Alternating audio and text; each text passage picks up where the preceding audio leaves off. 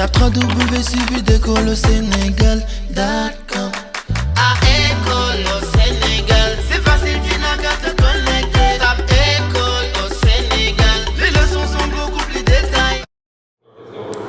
Bonjour, donc nous voilà dans le programme de géographie avec le chapitre 3, les reliefs de la Terre, et c'est toujours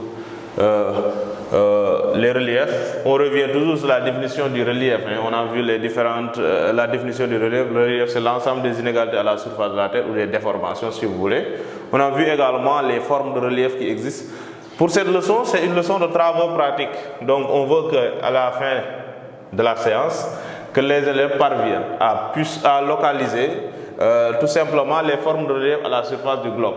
Donc n'oubliez pas qu'on avait dégagé quelques grandes formes de relief, avec les hautes montagnes, n'est-ce pas, les moyennes montagnes ou les plateaux. Ensuite il y a les hauts plateaux et les inlandis. Donc on aura une carte sur laquelle on va colorier. On va choisir une couleur pour représenter les régions de haute montagne, les régions de plateau, n'est-ce pas, de moyenne montagne et également les plaines. Donc cette carte, elle est présentée sous cette forme-là et voilà, vous parvenez à distinguer les différentes formes de couleurs qui représentent à la fois les régions de haute montagne qui sont généralement des régions qui sont situées donc en Amérique du Nord, en Amérique du Sud, n'est-ce pas, un peu en Asie centrale et en Afrique australe. Ensuite, il y a les régions de plaine, qui sont sans doute les régions les plus présentes à la surface du globe, un peu partout en Afrique, l'Afrique de l'Ouest, en Amérique du Nord, en Amérique du Sud, mais également en Asie et en Europe, même en Australie. Ensuite, il y a ce qu'on appelle les plateaux. Les plateaux sont les unités les plus présentes à la surface du globe. N'oubliez pas, à chaque élément ici, il faut se référer à la définition donnée dans la leçon précédente, à savoir les formes de relief. Donc ici, on ne fait que localiser les différents éléments, ou bien les différentes formes du relief à la surface du globe. Les plateaux également assez abondants un peu partout à la surface du globe. Ensuite, il y a ce qu'on appelle les hautes montagnes. Les hautes montagnes, comme je l'ai dit, c'est plus en Afrique australe, en Asie centrale et en Amérique du Sud et en Amérique du Nord. La bordure pacifique de ces deux continents. Pour la deuxième partie de l'exercice, on va faire ce qu'on appelle initiation à la coupe topographique. Donc une coupe topographique, c'est d'abord une représentation graphique destinée à mettre en évidence les éléments du relief les plus caractéristiques. Ça c'est assez technique. On va essayer à travers une coupe, essayer de sortir ce qu'on appelle les dénivellations. Pour cela, on aura besoin de la carte topographique. On va dégager une carte topographique sur laquelle on va essayer de recenser et de faire sortir les différents éléments constitutifs de ce relief. Pour cela, on se rappelle de ce qu'on avait fait avec la projection, mais les projections, il y avait les projections qu'on avait étudiées, la projection cylindrique, Mercator, Lambert, etc. Ensuite, on va faire sortir les différents éléments de la carte avec les éléments d'origine humaine, les villes, les infrastructures, la toponymie, l'hydrographie, la végétation. Et il y a des signes conventionnels pour représenter chacun de ces éléments-là. Pour ce qui est de la toponymie, c'est-à-dire le nom des éléments, c'est écrit en noir sur une carte, n'est-ce pas? L'hydrographie est en bleu, la végétation est en vert, n'est-ce pas? Des symboles des lieux et des églises également parfois sont utilisés avec ce qu'on appelle la sémiologie graphique.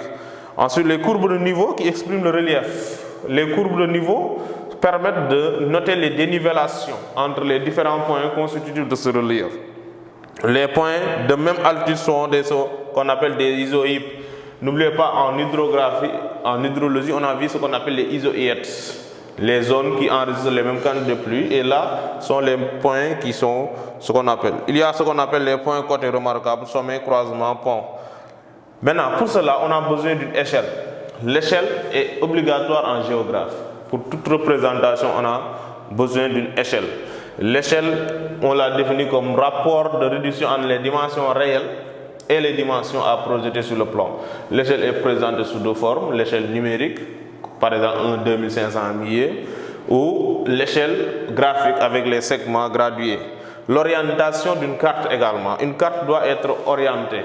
On indique le nord géographique pour pouvoir se localiser. Le relief avec des hachures et des tons foncés, les courbes de niveau, n'est-ce pas?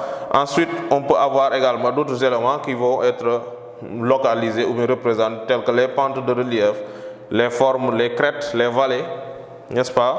Les falaises, les cuvettes et dépressions. Et cela permet d'avoir ce qu'on appelle un profil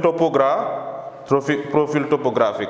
Donc, on va essayer à partir des éléments là, sur papier millimétré, parce qu'il faut utiliser le papier millimétré pour pouvoir tout simplement dresser ce qu'on appelle un profil topographique et réaliser ce qu'on appelle une coupe topographique.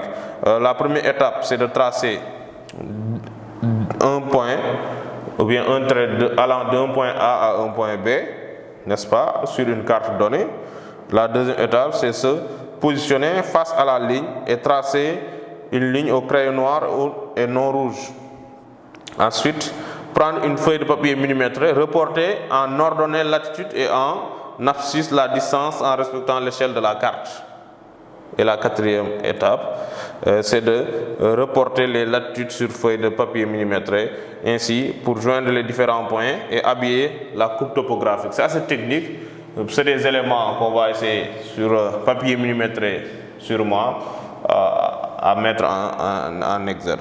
Donc, la finalité donc, c'est d'amener l'élève à réaliser ce qu'on appelle une coupe topographique, ou bien avoir les éléments de base pour réaliser une coupe topographique, parce que ce n'est pas quelque chose de trop facile, n'est-ce pas?